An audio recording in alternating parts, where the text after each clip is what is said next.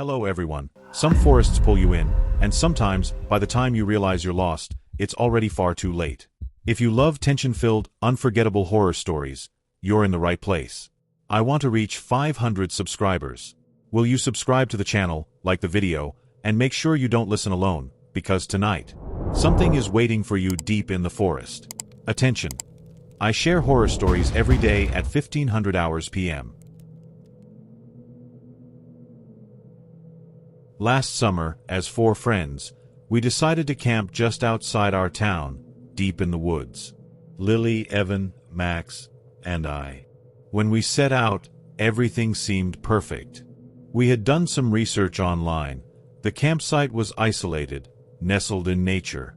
No one had stayed there for long, but that was exactly what we were looking for.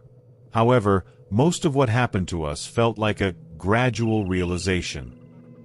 Everything slowly started to feel off, and by the time we figured it out, it was too late. We began setting up our tents, and everything seemed normal. But on the first night, as darkness started to fall, I realized something was wrong. While Evan, Max, and Lily continued talking, I kept my eyes darting around. Around the tents, there were faint, disappearing tracks and strange shadows.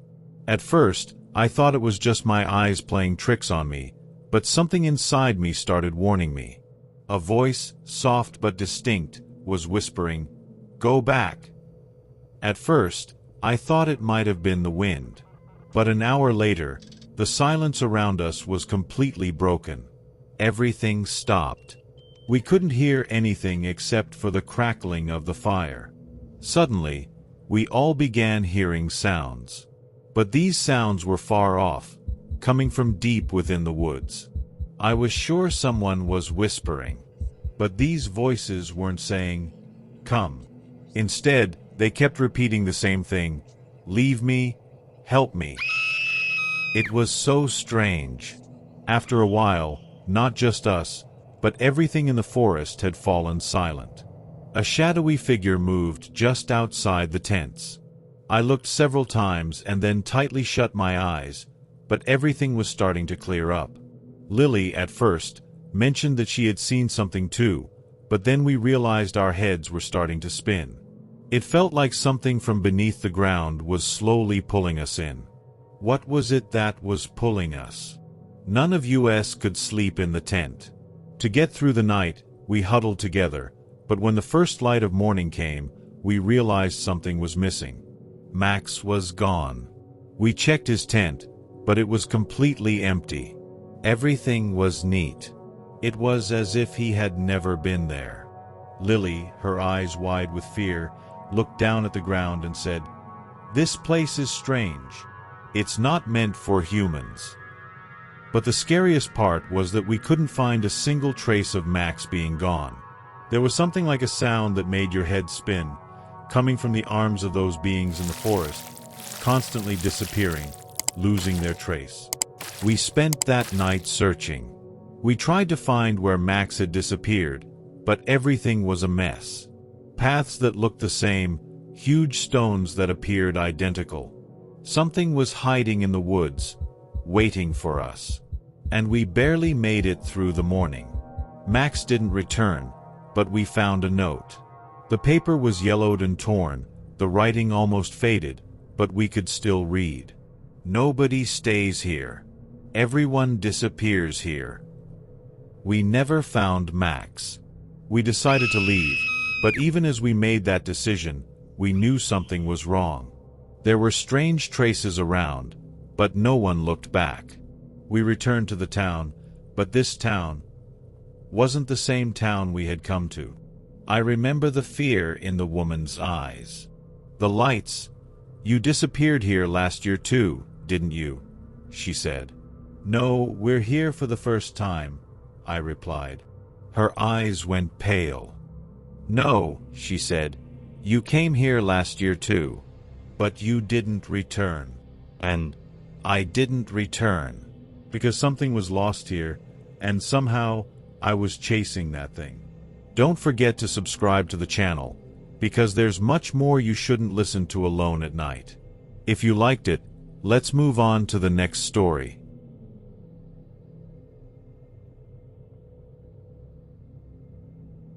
Last summer, for friends from college, Jason, Aria, Derek, and Nina planned a camping trip to completely disconnect from the city and all its noise. Instead of choosing a crowded location, they picked a spot deep within a forest so remote, it didn't even have a name on the map. According to local legend, there was an abandoned lake hidden within it, known by the villagers as the Mirror of Silence. No one could really explain the name. Some said it was just a mysterious tale. Others believed it was a warning. Jason was the most adventurous of them all. If there's a place no one knows about, then that's exactly where discovery is waiting, he had said. Aria and Nina were a little uneasy, but Derek was convincing. So they packed their bags, double-checked maps and GPS devices, and set out. The deeper they went into the woods, the denser it became. Phone signals faded. Even the birds stopped singing. A silence settled in, but not the peaceful kind. It was unnatural. It felt like the forest didn't want them there. By the time they reached the lake, the sun was setting. The surface of the water was still, unnaturally still, like glass. Not even the wind dared to disturb it. "This is weird," Aria said. "The water, it's not moving at all. Is that normal?" Nina shook her head slowly. "Lakes usually have some movement. This is too quiet." They set up their tents and started a fire as darkness fell. Everything seemed normal at first. Songs, marshmallows, campfire stories. But that changed a little after midnight. The crackling of the fire began to fade, as if it were being smothered by the silence. Then they all froze. A sound was coming from across the lake, a whispering, but not one voice. Dozens of voices, layered, indistinct. Jason stood up. "Is someone over there?" he asked, but no one responded. They had all heard it. They just didn't know what it was, until the water began to ripple. As the moonlight hit the surface, they saw them, 4 faceless figures walking across the lake. Not in it, on it. Their feet didn't touch the water. They were gliding. They ran. But the moment they left the campsite, everything changed. The forest was no longer the same. Paths disappeared. The GPS went haywire. The map was useless. There were no footsteps behind them, but they could all feel it. Something was following. They decided to spend the night among the trees. No fire. No talking. Just huddled close in fear. But the nightmare didn't begin that night. It began the next morning. Jason was gone. His tent was zipped shut from the inside. His belongings were untouched. But he had vanished. No screams, no footprints, no sign.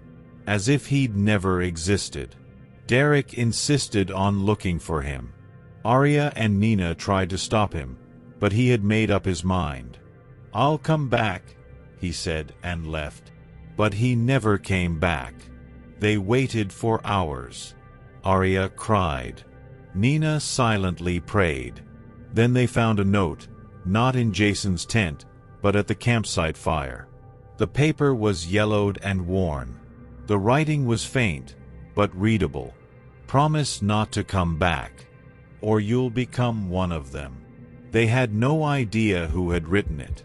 But from that moment, things only got worse. That night, they began to hear Jason and Derek's voices around the camp. At the same time, from different directions. Sometimes screaming. Sometimes whispering. But the voices were distorted, echoing and unnatural. And then, they began walking toward the lake. Not because they wanted to, but because something was drawing them in. Aria suddenly shouted, "The voices, they're in my head. I promised I wouldn't come back, but I did." Nina tried to stop her, but Arya was already walking into the water. First her knees, then her waist, and then she was gone. Silence. Now it was just me and Nina. The next morning, we sat at the lake's edge. We didn't speak. We couldn't make sense of anything. We decided to leave. It took hours to find our way back through the forest. When we finally reached the village, people stared at us like they'd seen ghosts. A woman approached. "You came back again?" she asked. "You were here last year." "No," I said. "This is our first time in that forest." Her face turned pale. "No. You went to the lake last year. You never returned. They searched for you. You were never found." Nina collapsed to her knees. Her eyes filled with tears. This can't be. We never went near that lake again. But sometimes, at night, I still hear the whispers. And I know I never promised not to come back. Like every summer, we planned a camping trip. But this time, it wasn't just any place. We chose a spot called the Shadow Circle. It was deep in the woods, not even marked on any maps. Locals avoided it. There were 4 of us: me, Liam, Zoe, and Marcus. We reached a small lake by dusk. It looked perfect, but something felt off. The forest was dead silent. No birds, no insects. Zoe was the first to say it.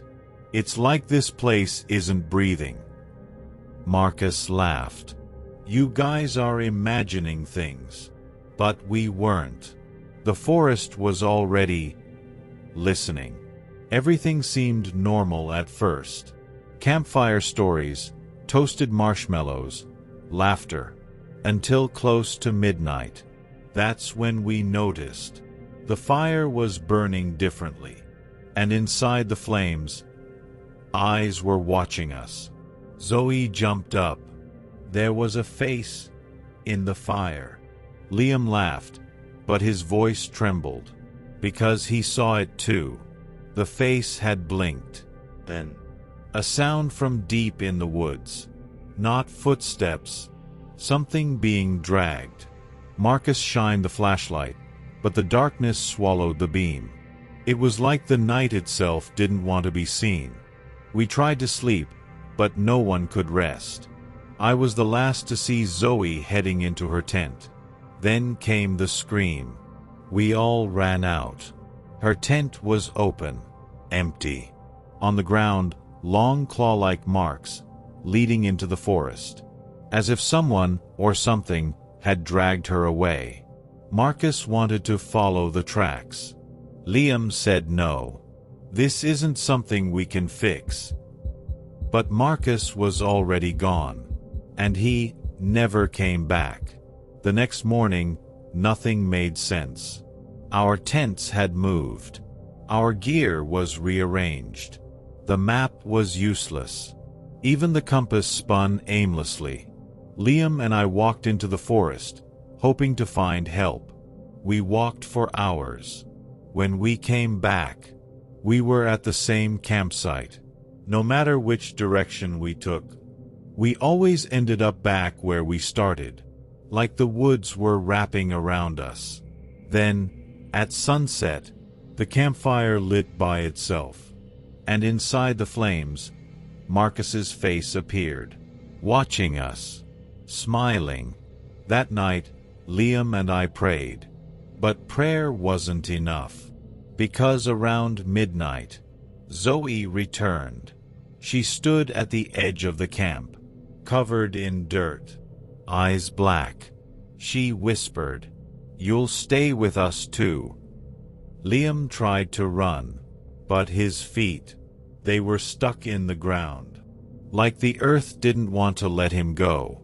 I closed my eyes. Voices pierced through my head. "Promise, you'll stay." When I opened my eyes, it was daylight. Liam was gone.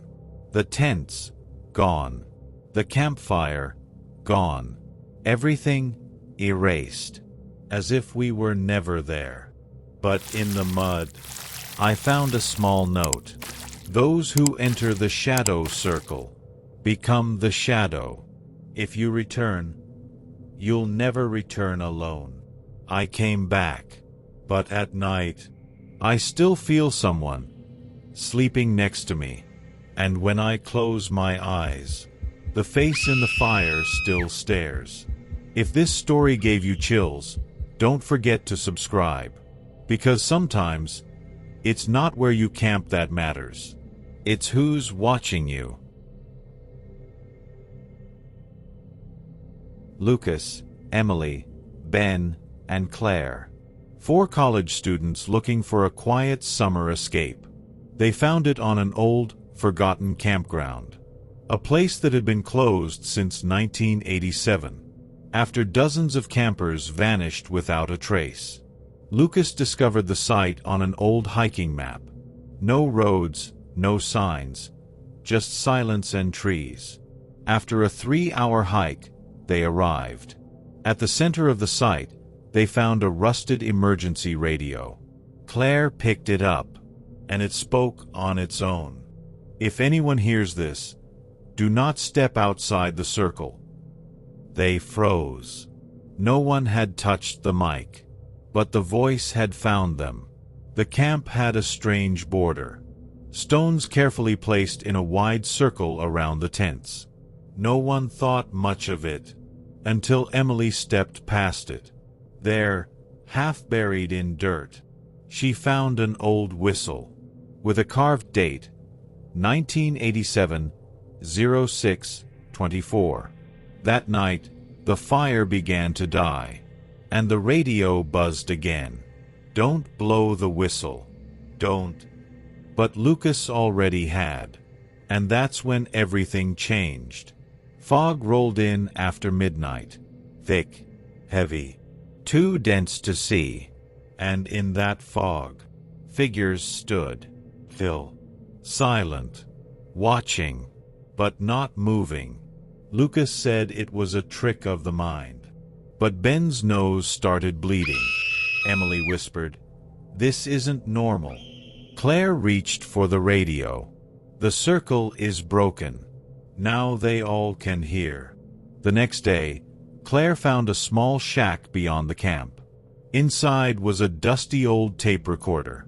Still working. She pressed play. A voice. The voice of the missing camp leader said, "When the fog comes, they walk again. One of them speaks like us. But it's not one of them. It's an empty shell wearing your face." Lucas laughed. But it didn't sound like him. The laughter echoed, twisted, wrong. And his eyes were now solid black. That night, the fog returned. But this time, the figures moved. Closer. To the edge of the camp. One of them spoke. With Lucas's voice. "I'm still here. Bring me back." Emily screamed. Because Lucas was still by the fire. But his voice was also out there. Which one was real? Ben ran. Straight into the fog. Calling for Lucas. He never came back. By morning, the fog had lifted. But everything was gone. Tents, food, gear, all reduced to ash. Emily and Claire tried to leave. The map didn't work. GPS was scrambled. They walked for hours. But every path brought them back to the circle. The radio sparked to life again. Recording complete. The new ones are part of the circle now. The fog remembers them. That night, Claire disappeared. Only Emily remained. Alone. She found an old journal. A camper roster from 1987. At the very bottom, her own name was written. Emily Carter. Arrived June 24th. Never left. But she had just gotten here. All right. Emily sat by the fire, trying to stay warm. And then, a whisper. Say your name, or we'll write one for you. She said nothing, because deep down, she no longer remembered who she was. If this story chilled you to the bone, subscribe, because next time, the fire might be yours.